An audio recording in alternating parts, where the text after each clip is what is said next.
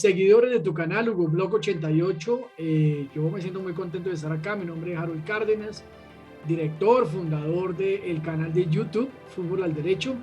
Este es un canal especializado en hablar del mundo jurídico a través del lenguaje universal, el fútbol.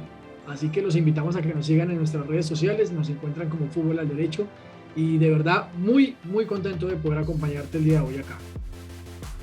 ¿Hoy de qué tema vamos a hablar, Harold? Bueno, hoy vamos a hablar, Hugo, de dos temas, que están ligados. El fútbol en 1989, es precisamente el título de Atlético Nacional en Copa Libertadores, y todo lo que dejó marcado 1989 para nuestro país, Colombia, en materia social y en materia política. Pasemos a la cancha de Hugo Blog 88.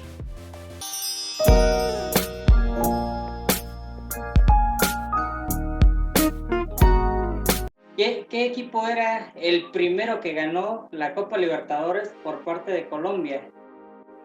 Bueno, Hugo, sin duda alguna, Atlético Nacional pasará a la historia en el fútbol colombiano por ser el primer equipo colombiano que ganó, como tú lo mencionas, la Copa Libertadores en el año de 1989. Un equipo que sin duda alguna pasará a la historia, no solo por la obtención de ese primer título, sino porque en la retina de todos los aficionados en Colombia queda un gran juego, un equipo que ofrecía un juego muy vistoso, un equipo que ofrecía un juego muy bonito, si usted me permite usar el término, desde lo táctico, que compaginaba la posibilidad de manejar táctica con juego vistoso, que es muy difícil encontrar en los equipos de fútbol, y eso tú más que nadie lo sabes. Así que ese era el famoso Atlético Nacional del 89, liderado por el señor Francisco Pacho Maturana, quien también sería un referente de nuestra selección Colombia en 1990, la década de los 90, y además un nacional que sería también clave para la clasificación al Mundial de Italia 90, pues era la base de la selección Colombia de ese año, de ese 1989 y 1990. ¿Cómo se paraba tácticamente en esa final el cuadro nacional? Bueno, digamos que Atlético Nacional, Pacho Maturana siempre gustó jugar un 4-4-2, tenía muy clara su planteamiento en el fútbol, a veces hacía transiciones, a veces podía hacer un 4-3-1-2, porque además Hugo, en esa época era clave el tema del volante 10, recordarás tú, no como estas épocas, este 2021, en donde la figura del 10, y eso podría ser todo un especial y un programa, definitivamente cada vez se va terminando, es una especie en vía de extinción. Por el contrario, en los años 80 y 90, el 10 era un jugador clave dentro del equipo, dentro del funcionamiento del equipo. De pronto ralentizaba un poco los equipos porque el 10 siempre se acostumbraba a estar más en el medio campo y a pensar. El mejor referente obviamente es el pibe Valderrama. Y de esa forma Pacho siempre comprendió y entendió el fútbol. La referencia, o más bien los jugadores claves dentro de ese módulo táctico que te acabo de indicar, sin duda alguna era en la portería, tener digamos, te voy a mencionar un jugador por línea para que te des cuenta de la importancia del equipo. En primer lugar, René Higuita. Todo el mundo sabe quién es René Higuita, no necesita mayor presentación. Sin duda alguna el baluarte y creo yo, si bien en el curso del partido nacional gana la final, en el partido de vuelta en Bogotá, gana y con eso forza a la tanda de penales contra el Olimpia de Paraguay, sin duda alguna el gran precursor de esa estrella se llama René Higuita, pues en la tanda de penaltis fue definitivo para la obtención del título. Después pasamos a la línea defensiva, en donde estaba el caballero del fútbol, el señor Andrés Escobar, quien lastimosamente también por hechos de violencia fallece en 1994. En el medio campo tenemos una contención con el gran Leonel Álvarez, un jugador también de todos los pergaminos. Alexis García, Hugo, que mucha gente a veces desconoce la importancia de Alexis García, pero Alexis García era ese volante 10 del cual te hablaba, clave para el equipo de Francisco Maturana y seguramente uno de los mejores jugadores de fútbol que hemos visto en Colombia en esa labor de armador. Lo que pasa es que Alexis García, como a muchos jugadores en el país, le pasó una cosa muy particular, digo yo, nació en la época equivocada, porque estaban absolutamente todos eclipsados con el pibe Valderrama, es decir, el pibe era el dueño de la posición en Colombia, del 10, y ningún otro 10, por más bueno que fuera, lo iba a llegar a sacar siquiera de la titular. Pero Alexis García fue uno de los jugadores claves en la obtención del título. Y adelante tenía dos delanteros únicos y maravillosos, JJ Trelles, o más conocido como la Turbina Trelles, John Jairo Trelles, y el Palomo Zuriaga, que curiosamente fue uno de los grandes delanteros del país, de Colombia, quien también le da la obtención a Colombia al Mundial de Italia 90 cuando anota aquí en Barranquilla contra la selección de Israel, después de haber empatado 0-0 en Tel Aviv y luego ganamos acá 1-0 con gol del Palomo. El mismo Palomo que lastimosamente, que posteriormente fue figura en Independiente de Avellaneda, ídolo de Independiente de Avellaneda, pero que lastimosamente también por hechos de violencia termina muerto en su tierra después de haberse retirado del fútbol. Antes de pasar al campeonato, ¿no? Quisiera saber, Harold, ¿qué significó para la sociedad ese campeonato del equipo Atlético Nacional? Bueno, Hugo, sin duda alguna el título de Atlético Nacional para Colombia representó, pues, digamos, su primera gesta deportiva en el fútbol continental. Sin duda alguna, pues si bien Colombia había tenido la oportunidad anteriormente con el América de Cali, ya se había obtenido un subcampeonato en la Copa Libertadores de 1986 y América de Cali había tenido unas actuaciones maravillosas, pero siempre en el último instante, en el último momento se le iba la Libertadores a la América de Cali, y creo que Nacional logra validar ese poderío del fútbol colombiano de los años 80 a través de esa consecución de la Copa Libertadores. Una gesta para el país, un orgullo para los hinchas de Nacional, para la gente de Medellín. Recordemos que Atlético Nacional juega en Medellín, la segunda ciudad en importancia del país después de Bogotá. Así que fue un bálsamo en medio de tantas cosas que pasaron en ese año, Hugo, porque 1989, año en el que Atlético Nacional gana la Copa Libertadores, también es un año que marcó muchas desgracias y tragedias para Colombia. Estábamos en plena época del narcotráfico, vivíamos una época muy fuerte en lo social, el fenómeno del narcotráfico, de la delincuencia, del sicariato estaba a la orden del día, y 1989 pasa a ser considerado como el año más violento del país en la época del narcotráfico. Y se vio untado también en este instante, más bien se vio el fútbol también, digamos, no pudo excluirse o salirse de esa ola de violencia cuando en 1989 también protagonizamos un escándalo alrededor del fútbol, del narcotráfico y lastimosamente de la muerte de un árbitro, de la cual ya hablaremos más adelante.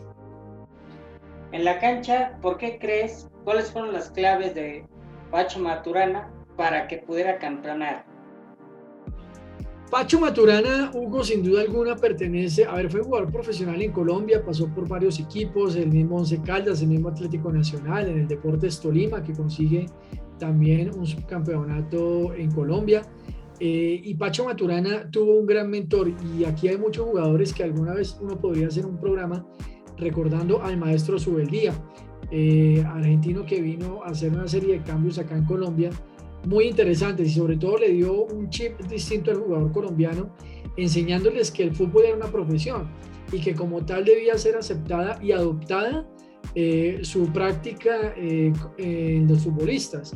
Es el señor que impone las prácticas a doble jornada cuando no existía en el país.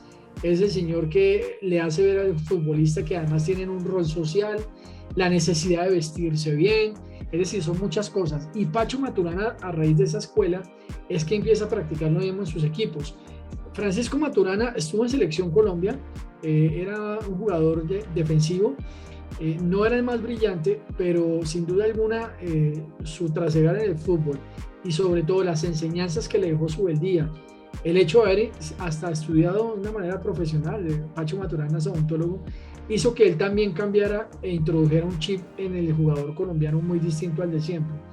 Entonces yo pienso que lo primero es eso, el factor clave mental, en donde él le dice a los jugadores, vamos a jugar de manera profesional, ustedes son modelos a seguir por parte de la sociedad, debemos cambiar eso, es decir, debemos comportarnos como tal, y también eso ya lo empezó a implementar. Entonces cuando el equipo tiene ese cambio mental, cuando tiene una actitud muy distinta a partir del líder, en este caso de Pacho Maturana, el equipo empieza a funcionar. Y sin duda alguna, como te referí ahorita, grandes jugadores de fútbol teníamos en esa época y Nacional tenía una de las mejores nóminas del país. Y además la aplicación de principios tácticos en donde si bien se tenía la posesión del balón, también se generaba profundidad. Nacional supo manejar el juego bonito con la eficacia, y ahí sin duda alguna pienso que hizo parte el éxito de ese Atlético Nacional, campeón de Libertadores del 89. Muy práctico, un equipo que juega muy bien, pero muy eficaz. Y eso en un momento determinado, pues también resulta clave, porque los resultados son los que determinan la continuidad o no de procesos. Ahí redunda la clave. Y con un equipo que además era muy interesante porque era el denominado equipo de los puros criollos. Nacional en una época solamente tenía jugadores colombianos. No, digamos que dentro de su política, si bien no era una política establecida públicamente, se sabía que en Nacional solamente jugaban colombianos en una época. ¿Y puro paisa? El puro paisa, lo que lastimosamente aquí genera a veces discusión en Colombia, ¿no? Lo que denominan la rosca paisa. Entonces, sí, eso genera varios ahí, a algunos les parece, a otros no les parece, tanto así que en un momento determinado, por eso cuando te decía que la base de la selección era nacional, lo que se hablaba es que Maturana solamente llevaba a los de su nacional y no tenía en cuenta a otros jugadores, por eso le denominan rosca paisa. Acabando ese campeonato, o unos meses posteriores, si no es que menos de un mes, pasa el siniestro del árbitro. Así es. Así es, Hugo. El 15 de noviembre de 1989 es asesinado precisamente en la ciudad de Medellín el señor Álvaro Ortega. Álvaro Ortega era un árbitro de fútbol, quien en un partido durante el América contra Medellín, perdón, entre Medellín y América, si no me falla la memoria, arbitra ese partido. Digamos, como te decía, Colombia había una época muy convulsa, muy violenta, ya los carteles de la droga estaban enfincados, tenían poder en Colombia absoluto, tenían casi sometido al Estado.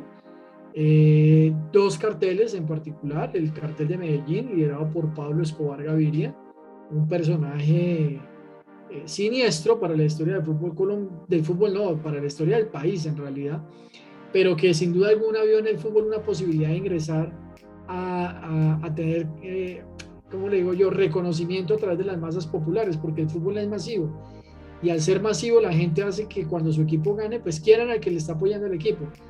Era Pablo Escobar, el señor Rodríguez Gacha, dueño de Millonarios, todo el mundo lo sabía, no es ningún secreto, en libros aparecía, Rodríguez Gacha, y los hermanos Ochoa, digamos, los hermanos Ochoa y Carlos Leder, digamos que ese era el grupo que componía al cartel de Medellín. Y por el otro lado estaba el cartel de Cali, con los hermanos Rodríguez, Miguel y Gilberto Rodríguez Orejuela, quienes eran los encargados, digamos, del negocio del narcotráfico en Cali. Y también con bastante afinidad a un club en particular, como lo era el América de Cali, de la ciudad de Cali, valga la redundancia, en el Valle del Cauca. Así que ese hecho, y porque el narcotráfico en esa época hubo, lo que buscaba era mostrar opulencia, es decir, entre usted más mostrara poder, más reconocido era. Y una de esas formas de obtención de poder y de popularidad y de ser masivos era a través del fútbol. Entonces el fútbol se convertía o los equipos de fútbol se convertían en el capricho de los narcotraficantes que querían ver a sus equipos ganar sí o sí. Hay varias historias alrededor del narcotráfico y de historias de fútbol y de narcotráfico, pero digamos que para esa época, como te digo, el ambiente era muy pesado, era muy hostil.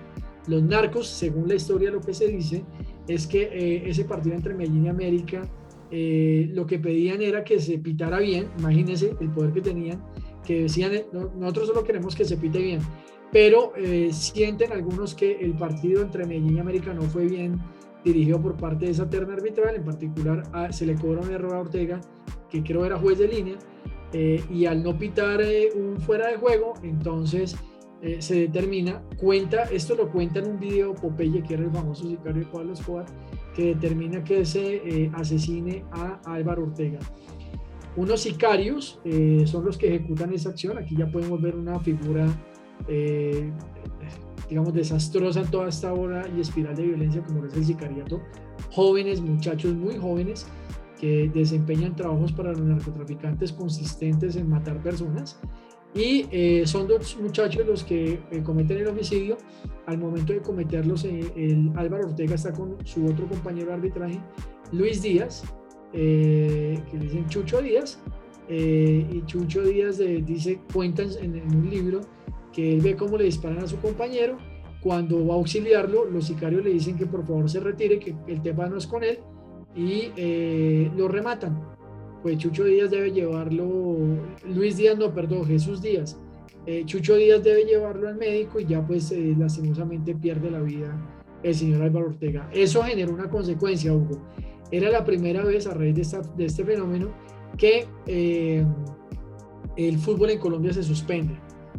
Fue la primera vez que se suspendió el campeonato en Colombia, que había nacido en el año de 1948 y que por un fenómeno de violencia se tuvo que suspender. Nunca se jugó la final de 1989, es decir que en el 89 no hubo campeón. Si hubiese sido así, seguramente hubiese sido Millonarios, pero no, el torneo no se terminó. Y la segunda vez en la cual se suspende el torneo colombiano en su historia es a causa de la conocida pandemia que vivimos hace poco. Así que nótese, Hugo, lo trascendente y lo fuerte que fue el homicidio de Álvaro Ortega, que llevó a que se terminara el campeonato colombiano en ese 1989.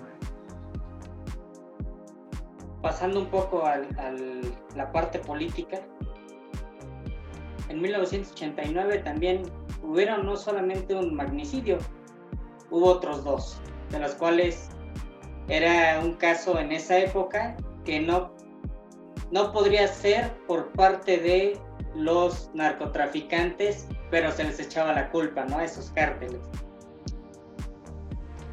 Bueno, Hugo, bien interesante el tema político y social que pasaba en Colombia en el 89. Efectivamente, en Colombia, digamos que en 1989 hay tres magnicidios fuertes, que son los de Bernardo Jaramillo Osa, Jaime Pardo Leal y Luis Carlos Galán Sarmiento. Digamos que esos tres marcan una tendencia de lo que estaba pasando en Colombia. ¿Por qué en el 89? Porque estábamos a puertas de elegir presidente en 1990. Hay que recordar que de 1986 a 1990 en Colombia los periodos presidenciales son de 4 años. Estaba el señor Virgilio Barco. Y en esa época tan convulsa con narcotráfico, con fenómeno de violencia, los candidatos, en particular Luis Carlos Galán, entendía que uno de los mayores flagelos del país y de lo que estaba llevando a la ruina a Colombia era el fenómeno del narcotráfico. Si bien uno puede pensar que el narcotráfico en un principio resultaba positivo por la economía y porque generaba dinero, lo que ha demostrado la historia siempre es que el narcotráfico finalmente termina siendo un cáncer para las economías del país, porque finalmente es una actividad ilícita. Uno puede estar de acuerdo en que sí o que no, pero para esa época era clarísimo que era una actividad ilícita y que la obtención de ese dinero pues obedecía a medios fraudulentos y en casos ya violentos, como lo mencionaba anteriormente con los casos de Álvaro Ortega. Entonces Luis Carlos Galán, Hugo, se declara un enemigo número 1 del narcotráfico, además que hay otro antecedente. Pablo Escobar quiso incursionar en la política a través precisamente, en Colombia habían dos partidos muy fuertes en esa época, el Partido Liberal y el Partido Conservador. Pablo Escobar intenta acceder y llega a la política en Colombia a través de el Partido Liberal, pero previamente él le solicita a Luis Carlos Galán, que había hecho como un partido nuevo denominado el Nuevo Liberalismo, le pide incursionar ahí en su capítulo en Medellín.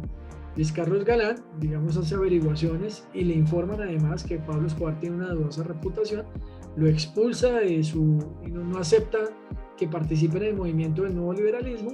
Pablo Escobar ingresa al liberalismo a través de otro representante a la Cámara, y finalmente él llega a la Cámara de Representantes como congresista, y digamos que ahí ya él empieza a tener el tema de la política. Cuando Galán y Lara Bonilla, digamos, empiezan a decir que él es narcotraficante, pues entra a la clandestinidad. Y Galán siempre habló del famoso tratado de extradición, es decir, que una vez él llegara a la presidencia, lo primero que iba a hacer era extraditar a los narcotraficantes a los Estados Unidos.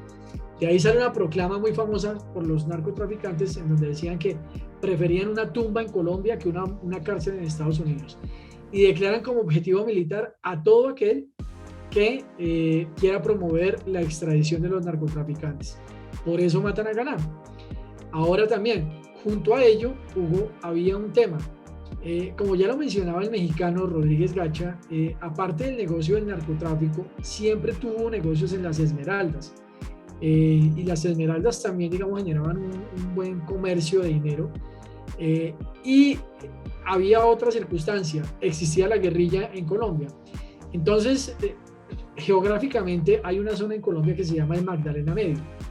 En ese Magdalena Medio encontraba usted un municipio muy conocido llamado Puerto Boyacá. Y Puerto Boyacá era un municipio en donde se trabajaba mucho el tema de esmeraldas, de la minería, y las FARC empezaron a extorsionar a todos los esmeralderos de la época ahí y les decían, ustedes nos tienen que pagar un dinero a cambio de que nosotros no dinamitemos sus minas, a cambio de que no les extorsionemos, bueno. Y se empezaron a dar cuenta la guerrilla, sobre todo, que el narcotráfico generaba mucho dinero. Entonces la guerrilla lo que esperaba es que los narcos les pagaran una serie de cuotas, unas extorsiones, y Rodríguez Gacha dijo que nunca se iba a aguantar eso. Así que Rodríguez Gacha, junto con un señor de apellido Pérez, muy conocido, Henry de Jesús Pérez, que murió hace muchos años, pero que se le considera el padre de las autodefensas, crearon el movimiento de las autodefensas, que no era más que un grupo armado de particulares que buscaban defenderse de la guerrilla. Bajo ese contexto, entonces, llega también el proceso de paz del 85. Aquí en Colombia han existido varios procesos de paz, pero hay uno en particular, el del 85, que es el de Casa Verde, que uno de los efectos de esos acuerdos de paz es que se crea un partido político en donde, una vez los desmovilizados de la guerrilla, digamos, ya dejen las armas, podrán ingresar a la política a través de ese partido. Ese partido en Colombia se llamaba la Unión Patriótica. Y la Unión Patriótica, digamos que si bien recogía un reducto de personas o de guerrilleros que estuvieron en el proceso de paz, también hizo que convergieran otros sectores sociales, líderes sociales, líderes en derechos humanos, líderes de regiones del país muy olvidadas, y la Unión Patriótica empieza a tener un poder político, o más que un poder político, lo que alcanzan a tener es figuración política, y se convirtieron en una tercera opción distinta al Partido Liberal y al Partido Conservador, que eran los que literalmente mandaban en Colombia en esa época. ¿Qué generó esto? Que teníamos narcotráfico, guerrilla, proceso de paz, la conformación de un nuevo partido político.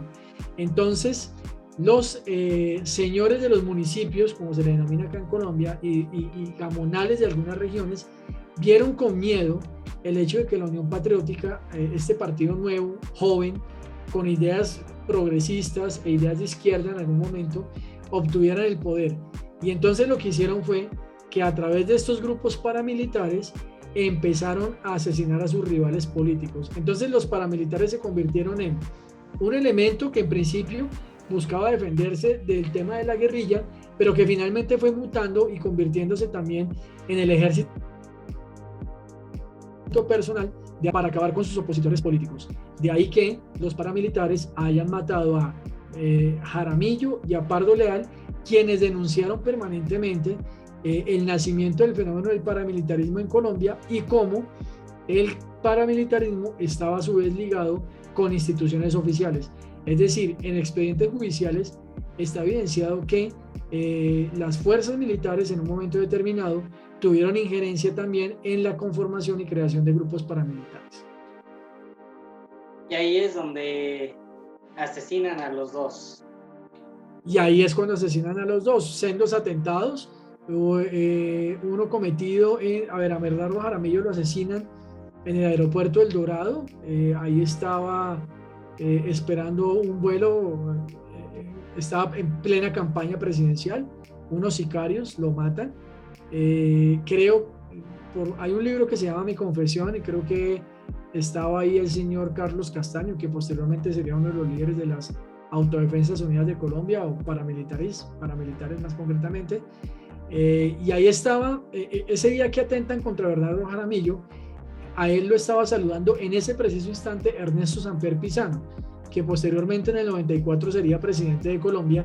Y ese día, cuando atentan contra Jaramillo, a Ernesto Samper le impactan 8 disparos. Se salvó de milagro, pero lo tengo presente porque hace poco leí ese dato.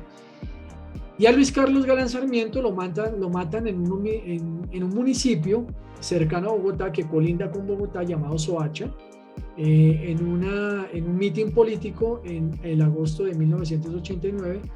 Uno ve las imágenes y se nota cómo estaba todo rodeado. Además que alrededor de ese homicidio o ese magnicidio hubo muchas ligerezas por parte de los organismos de seguridad del Estado colombiano. Todos sabían que a Galán era objetivo militar, y aún así hay muchas irregularidades de ese día en el esquema de seguridad de Galán, y lo que generó pues posteriormente lastimosamente su fallecimiento. Para finalizar el tema de este año tan fuerte que vivió Colombia, fue el año del avión de Avianca, ¿verdad? Sí, puede ser 1989, sí, 1989, puede ser 1990, no estoy seguro, pero si nos equivocamos en las fechas no pasa de un año. Cuando matan a Luis Carlos Galán Sarmiento, su sucesor, a voluntad del hijo de Luis Carlos Galán, es César Gaviria Trujillo. César Gaviria Trujillo era un joven de Pereira, una ciudad acá en Colombia, capital del departamento de Risaralda. César Gaviria fue ministro, y cuando fue ministro, digamos que Galán ve en él un potencial y le pide que le ayude en la campaña presidencial como su asesor y digamos como la cabeza de la campaña. César Gaviria obviamente permaneció mucho tiempo con Galán. Cuando fallece Galán, el hijo de Luis Carlos Galán, Juan Manuel, en un discurso que todos recordamos, le pide el favor a César Gaviria que sea él quien continúe con el legado de su papá. Entonces, de esta manera, César Gaviria luego se eligió en la Convención Liberal como el nuevo candidato a la presidencia por parte del Partido Liberal. Y los narcotraficantes, como te decía, todo lo que siquiera se pareciera a Galán había que exterminarlo. El caso es que César Gaviria debe tomar un vuelo hacia la ciudad de Pereira, creo que iba precisamente hacia Pereira o hacia Cali, no recuerdo bien, y en el último minuto él se baja, no toma el avión, hay un retraso, decide no abordar al avión, se queda en el aeropuerto, el avión despega, minutos después estalla el avión, y lo que se pudo evidenciar es que se dejó una bomba con el fin de matar a César Gaviria ese día.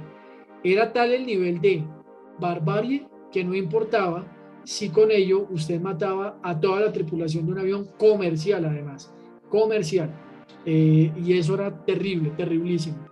Y Hugo, se me olvidaba que también en el 89 otro magnicidio muy fuerte para el país, que es el de Carlos Pizarro León Gómez, quien era también un ex guerrillero. Ya ellos habían, digamos, hecho el proceso de paz, el movimiento 19 de abril, más conocido como el M-19, quien también fue asesinado en un avión. Iban en el vuelo, y una vez el avión despega, es asesinado en el avión se devuelve, y ya Carlos Pizarro es asesinado también producto del paramilitarismo.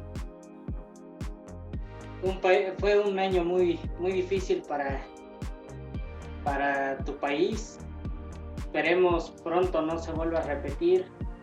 Ayer estábamos hablando, la semana, hoy estamos a 17 de noviembre, 18 de noviembre más o menos. Ajá, 19. Acerca de las amenazas que tuvo Guillermo Ochoa y el Chaca Rodríguez, que pues a Andrés Escobar, el caballero de la cancha, no lo amenazaron, sino que fueron directo a asesinarlo. Esperemos no pase eso acá en México. Y este tema para mí es muy importante porque en verdad, después de toda la oscuridad que hubo en ese año, 1990, Colombia estaba acá en el Mundial y todos lo recordamos a grandes jugadores como el Pibe, como Leonel Álvarez y toda esa columna como René Higuita, y yo siento que a ustedes como que les brindó una esperanza, ¿no? Total, Hugo, porque lo que te decía, si bien con Nacional ya se había obtenido un logro a nivel país, pues obviamente el hincha lo toma pues en su equipo.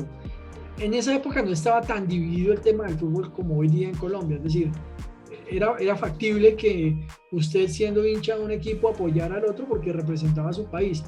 Pero creo que además ese campeonato también dejó esa herida en el fútbol colombiano, sobre todo de dos hinchadas, Atlético Nacional y Millonarios, porque en la semifinal precisamente hay un escándalo en materia de arbitraje. Se hablaba que los narcos estaban al tanto de ese tema, y que se quería que ganara Nacional como fuera. Esas son historias, obviamente no existe una evidencia concreta que permita decir que fue así. Entonces, Nacional, digamos, de ahí se generó esa rivalidad tan fuerte, pero con la selección Colombia era una cuestión absolutamente diferente, porque ya estamos hablando del país, de tu patria, de volver a un mundial de fútbol después de 28 años. Recuerden que Colombia para esa época solamente había ido a un mundial de fútbol, el de 1962 en Chile, y solamente 28 años después volvemos a un mundial de la mano de esta selección. Entonces era la posibilidad de buscar una salida, un escape a través del fútbol, y sin duda alguna esa selección colombiana de fútbol de 1990 nos dio cosas maravillosas e interesantes. Y queda en la anécdota, así como José René Higuita había sido figura de Atlético Nacional en muchos momentos, lastimosamente también pasó en el año momento, uno de sus peores momentos futbolísticos y deportivos, cuando precisamente en un error cometido por él, la selección Colombia, digamos, prácticamente pierde toda posibilidad de avanzar en el Mundial de Italia 90 a una fase superior por un error de él ante Roger Milla. Y realmente era una jugada que hacía muy seguido René Higuita, o sea, de tener la pelota y recortar, ¿no? Para hacer la gambeta, pero en esta ocasión se le quedó el balón. No le funcionó. Bueno, Harold, muchas gracias. ¿Dónde te podemos seguir? Bueno, Hugo, reiterarle a todas las personas que nos pueden seguir a través de nuestro canal de YouTube, nuestra página de Facebook y también nuestro canal de Twitch, en donde ya estamos transmitiendo en vivo y en directo la mayoría de veces, y nos pueden encontrar como Fútbol al Derecho. Así que les pedimos que nos sigan. También estamos en Instagram, y como les decimos, si no nos pueden ver, escúchenos, porque también estamos en Spotify. Así que a todas las personas les agradecemos en primer lugar estarnos viendo en estos momentos, escuchar estas historias de fútbol, a veces concatenadas con otros hechos sociales, porque el fútbol sin duda alguna también trae muchas más cosas. Y bueno, que nos puedan seguir entonces en Fútbol al Derecho. Los esperamos juiciosa y fervientemente apoyando esta barra jurídica y futbolera de nuestro canal. Muchas gracias, Harold. Nos vemos. Vale. Chao, Hugo, cuídate mucho, saludos, éxitos.